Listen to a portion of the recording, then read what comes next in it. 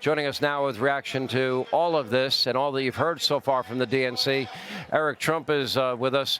I'm not sure if I was you or your father or, frankly, anybody in your family would be that interested in watching a lot of what's going on here. But I'm sure there's probably some interest on your part, and I want to get your reaction. You know, Sean, Laura turned to me last night and she goes, I've never seen a production that's as dark as this. And your split screen right now, I mean, it says it all. It tells the full story.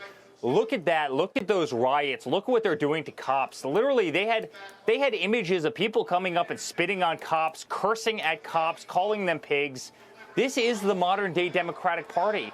You went back to Milwaukee. Look at the convention that we had. We didn't have anything other than love. We had American flags. We had people, you know, who are singing God Bless America. We had people who had tears in their eyes when my father came out. They love this country. They love our nation. They love our Constitution. They love everything that makes America great. And then look at the parallel that you're seeing right up there on the screen where, again, cops are getting abused. People are rioting in the streets. There's disorder. I mean, this isn't America. We're so much better than this. You know, I will say this. I do believe, and I got into this with Senator Cruz, if the campaign becomes about issues, if it becomes about immigration, if it becomes about law and order, if it becomes about energy, if it becomes about the economy and America's place in the world and America's role in the world, I think you have a very different election. But we have been watching, you know, I don't know what else to say. I mean, it's sort of like an illusion that every position that Kamala Harris has taken publicly in her own words, they're, at least through her campaign, because she won't do an interview or a press conference like your dad has done in 2 weeks, and her campaign tells us she no longer believes that anymore. I'm not so sure I believe in this election year conversion. It sounds to me like they've decided, probably through polling, that if she stands by her value system, she loses. So they've got to change her into something she really isn't, which means she's going to revert to form if she ever got elected. You agree with that? Yeah, well, Sean, it's one of the great rebrandings. I mean, in the media should be embarrassed of itself in this country right now. I mean, it's awful what they do, but they try and rebrand her every day. 3 weeks ago, they were laughing at her. Now they're trying to rebrand her, and she's coming out. On day one, my #1 priority will be tackling prices in this country. Kamala, where have you been for the last 3.5 years? Where are you right now? If you want to do something about prices in this country, go do it right now. You know, she says, I want to be tough on immigration. Tough on immigration? You've let 13 million people across the southern border.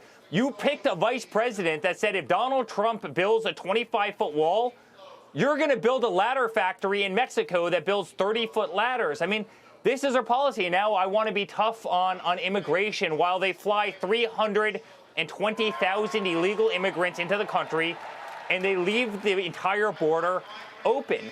It's not believable. No one believes these people. They haven't done a damn thing for this country. Our country has been so diminished under their leadership. People can't afford to live. People can't afford to get mortgages. People can't afford to buy groceries. Gasoline is off the charts. I mean, everything is misfunctioning. The Middle East is a hornet's nest. Russia's a mess. You know, our standing in the world is just diminished. You know, issue after issue, where are these people? America doesn't have a leadership right now. America doesn't have a cheerleader right now. And yet they come out with these promises and effectively copy my father's platform. I mean, even down to my father coming out and saying, I will not tax tips. I will not tax Social Security. And then last week you hear Kamala Harris copy the exact same words. Oh, I have a new platform. I'm not going to tax tips. It's really embarrassing, and it's really embarrassing that the media allows them to do it when their positions have been totally contrary to it, you know, for the last 3.5 years. Well, I think there are two things, though, that show an opportunity for your dad and for his campaign. One, and we went through over and over again the McLaughlin poll that showed that even most Democrats and Biden independents had no idea that she had taken this position about Medicare and no fracking and no drilling, and that she had taken these radical positions on the border to decriminalize free health care, education, free housing, and you get a driver's license in Minnesota, et cetera. They don't know. They don't know about defund, dismantle, no bail. They don't know about how they helped Iran get rich again by ignoring sanctions. And I think that's a big challenge now for the Trump campaign, especially because, you're coming up against the clock. We're 28 days away from early voting in Pennsylvania. Ballots go out earlier in other states. Yeah. Sean, they might not know it, but they can feel it.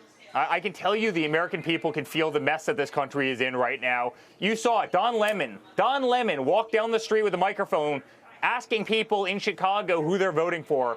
And time after time, people are saying, I'm voting for Donald Trump because this country is just in an awful spot.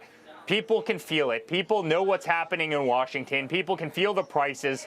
They've had stagnant wages. Prices on everything have gone through the roof. The country's not stable. Our standing's not stable around the world. I'm telling you, people in their heart of hearts can feel it. They can put on the greatest show that they want. You're seeing the split screen right now. You're seeing the chaos, which just follows the Democratic Party. But I'm telling you, Sean, come November 5th, people are going to vote my father back into office, and we're going to have the greatest country we've ever had before. We're going to make America great again. He's going to make this country proud again. I'm telling you that's going to happen. When you look at a party like we're waiting, for example, and we're probably going to dip in and take some of this, Bernie Sanders will be speaking, the socialist, as he self-identified, from Vermont. We saw AOC last night. This represents the radical wing of this party. She had an opportunity to go, for example, for vice president with somebody more moderate, but instead she went with the Bernie Sanders of governors, if you will. And, Kamala's history with Bernie, she's to the left of him as a senator in 2019, but she co-sponsored Medicare for All, universal health care that will eliminate all private health insurance, and the Green New Deal, $93 trillion. That's not capitalism, Eric. That's not the America we grew up in, the greatest wealth-creating system on earth. No, it's not. They want 87,000 more IRS agents. No, Sean, it's embarrassing. And, they pick a platform. They pick a vice president where his greatest accomplishment was putting tampons in boys' bathrooms in Minnesota. This isn't serious. Sean, we have real problems as a country. We have economic problems. We have social problems. We have a whole host of problems in this country. Yeah. And again, the person who is picked, biggest accomplishment, tampons in boys' bathrooms. This isn't serious. We can do so much better than this. All right, Eric Trump, we appreciate it. Hey, Sean Hannity here. Hey, click here to subscribe to Fox News YouTube page and catch our hottest interviews and most compelling analysis. You will not get it anywhere else.